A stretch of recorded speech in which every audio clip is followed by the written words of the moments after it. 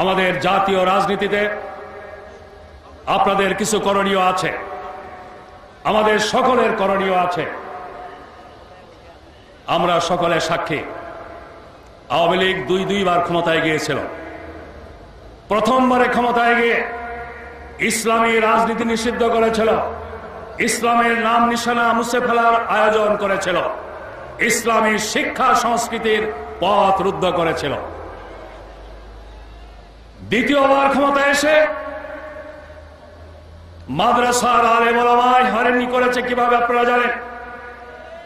কওমি মাদ্রাসার বিরুদ্ধে ষড়যন্ত্রের অংশ হিসেবে সেখানে লাদেন বাহিনী, তারপর আল কায়েদা আবিষ্কার করে তাদের হয়রান করা হয়েছে। আর আলিয়া নিসাবের মাদ্রাসার এমপিও কেটে দিয়ে তাদের উপরে একটি খড়গ ঝুলিয়ে দেওয়া হয়েছিল। আমি একদিন পত্রিকা দেখেছিলাম, আওয়ামী লীগের একটি ওলামা ফ্রন্ট আছে, ওলামা লীগ, তারা কওমি নিসাবের ওলামায়ে কেরামকে বলছে জামাত ইসলামী আপনাদের দেখতে পারে না, কারণ আপনাদের ওখানে এদের নাকি কাজ করার সুযোগ নেই।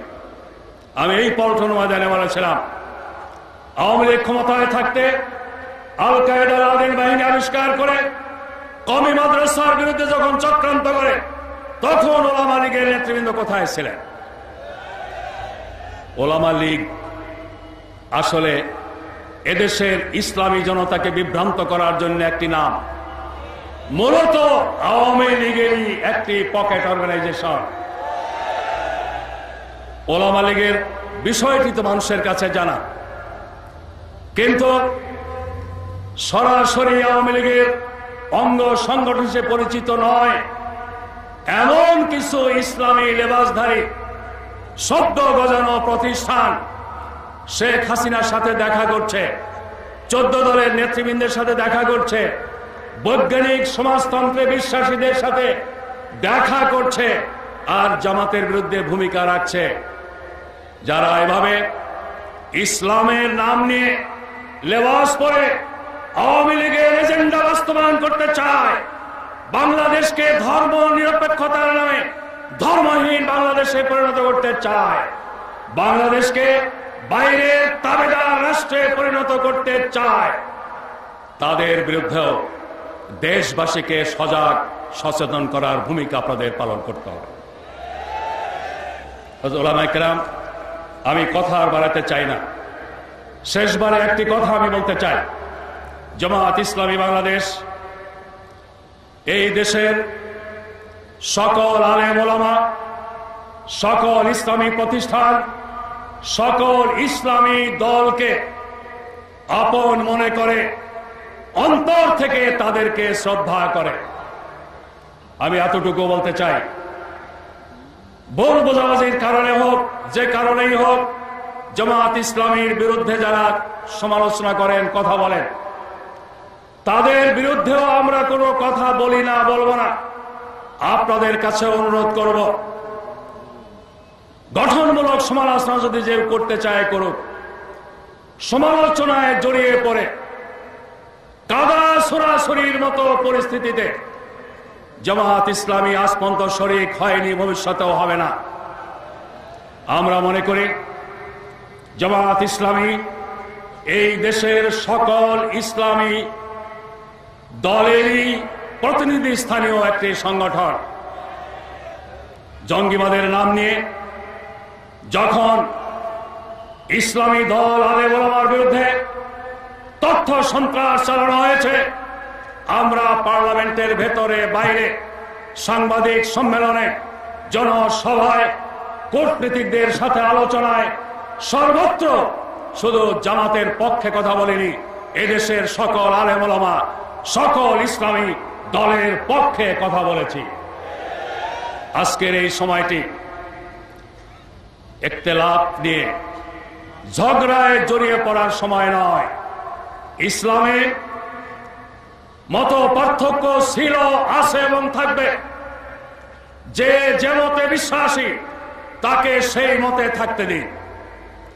জোর করে একজনের মতের উপর আরেকজনের মত চাপিয়ে দেওয়ার চেষ্টা করলেই সেখানে ফিতনা ফাসাদের জন্ম হতে পারে।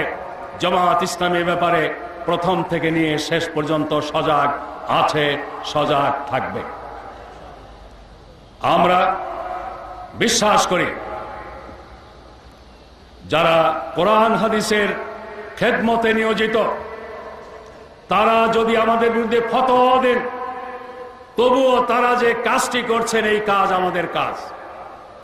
অতএব সাময়িক ভুল বোঝাবুঝির কারণে তারা হয়তোবা কোনো দিক থেকে কোনো ভুল তথ্য পেয়ে আমাদের সম্পর্কে নেগেটিভ কথা বলছেন, কিন্তু তাদের কাজটি যেহেতু আমাদের জন্য সহায়ক, তারা যে কাজ করছেন যেহেতু কাজটি আমাদেরই, এজন্য তাদেরকেও আমাদের বুকে টেনে নেওয়ার মতো উদার থাকতে হবে, উদার ব্যবহার করতে হবে। আমি আবারও আপনাদের সকলের মাধ্যমে এই দেশের সমস্ত ওলামায়ে কেরাম, সমস্ত পীর মাশায়েখ, সমস্ত ইসলামী দল এবং প্রতিষ্ঠানের নেতৃবৃন্দ কর্মীদের কাছে আকুল আবেদন রাখতে চাই, ইসলামের বিরুদ্ধে যে ষড়যন্ত্র চক্রান্ত চলছে, এই ষড়যন্ত্র চক্রান্তের পেছনে যারা আছে তারা যেন ইসলামপন্থীদের কাউকে ব্যবহার করতে না পারে, কাউকে তাদের সহজ হিসেবে পেতে না পারে, আমাদের কারো কথা যেন তাদের শক্তি না যোগায়। এ ব্যাপারে আমাদের সবাইকে সজাগ এবং সচেতন থাকতে হবে। এই ওলামা সমাবেশ সার্থক ও সফল হওয়ার জন্য মহান আল্লাহ রাব্বুল আলামিনের দরবারে শুকরিয়া জানিয়ে, আপনাদের সবাইকে আন্তরিক অভিনন্দন জানিয়ে, এই সম্মেলনকে কেন্দ্র করে কালেমায় বিশ্বাসী সকল মানুষের মধ্যে ঐক্য গড়ে উঠুক। দিনের জন্য যারা কাজ করছে ক্লাসের সাথে সকলের সাথে সংহতি একটি মাইল ফলক হোক এই ওলামা, জাতীয় ওলামা সমাবেশ।